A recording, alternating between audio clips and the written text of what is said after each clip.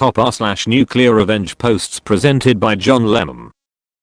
This is a long one, a 2 for 1 actually. One on the petty side, and the other was me meeting a revenge victim as a result of my pettiness. I needed to go into DC for a couple hours yesterday afternoon to tie a few things up at work before leaving for vacation.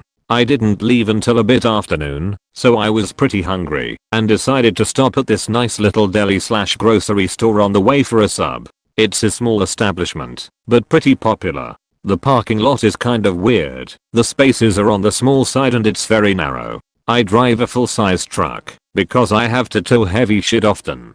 I spot a corner space that's going to be easy for me to get in and out of, so I go for it. I back in partially and then pull out to straighten it up, and a lady swoops in my space in a little Fiat. I put my truck in park and looked back through the window. She was on the phone. When I gave a little honk, she looked up and gave me the finger. I gave her a slow shaking head and a thumbs down. I don't know why, but that gesture seems more impactful to me. Like disappointment vs anger. I found myself another spot and started making my way to the deli. The angry lady was still engaged in her conversation and is now behind me walking to the deli. She's talking loudly on her phone about the redneck that almost wrecked her car in the parking lot, trying to gain sympathy from whomever she was speaking to, like I got him tried to assault her with my vehicle. So, as I'm in the line to take a number to be served, it clicks. I can fuck with her a little bit today. I reach up to take my number and pull the next 10,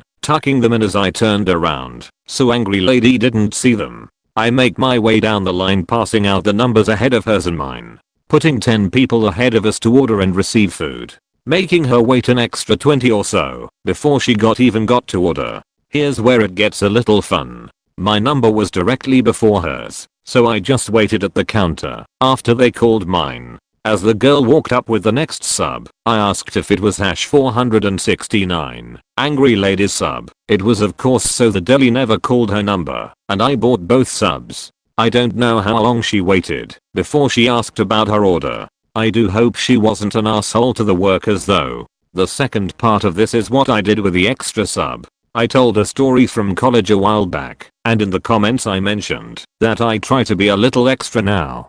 Part of that is being kind to strangers. I work in DC. There are a ridiculous amount of homeless people here, so I pack an extra lunch a few days a week to eat with some random person. The extra sub was gonna be my lunch date with whoever I ran into that looked like they needed a meal. After I parked my truck, I found my overpriced parking spot quickly and grabbed the sandwiches and a couple bottles of water before making the trek towards work. I spotted a guy sitting on a bench with a little sign asking for change.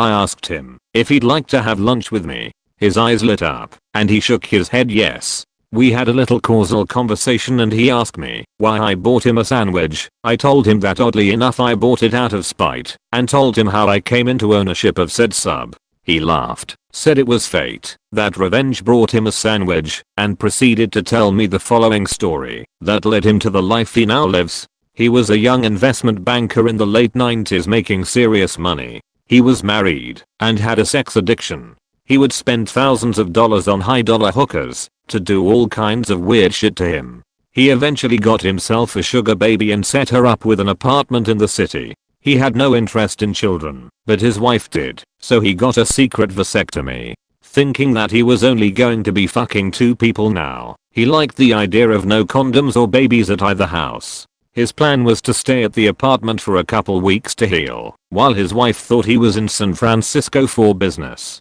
Unfortunately for him, his urologist's office called his home line to check in after a couple days. This is when his wife started to learn of all his illicit behavior.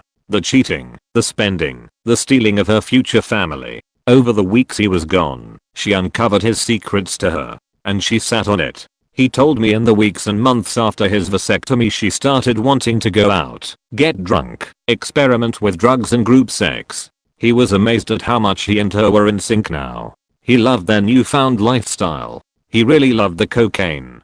So much that he had to evict his sugar baby from the $7-8K he was spending a month on blow. He couldn't handle the expense anymore along with his habit. Luckily, his wife was still ride or die with the swinging, snorting life they had built, so he was going to be okay. and she was going along with every fantasy, recruiting men and women to have sex with. She kept building up this fantasy of having a threesome with his boss's wife, whispering things in his ear when they were having sex, just really putting her at the forefront of his thoughts.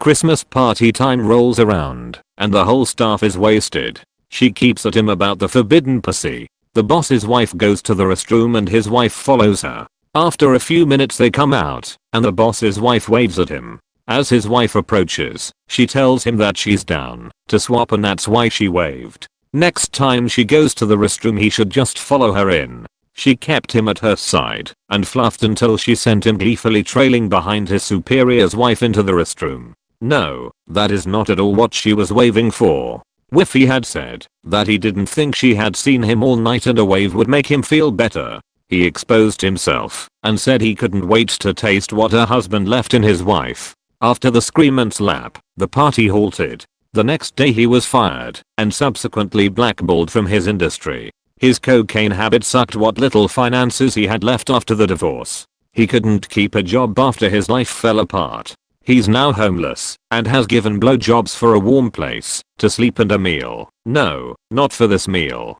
TLDR. He cheated. She got him addicted to blow and made him try to fuck his boss's wife, resulting in a chain reaction, ultimately leaving him homeless.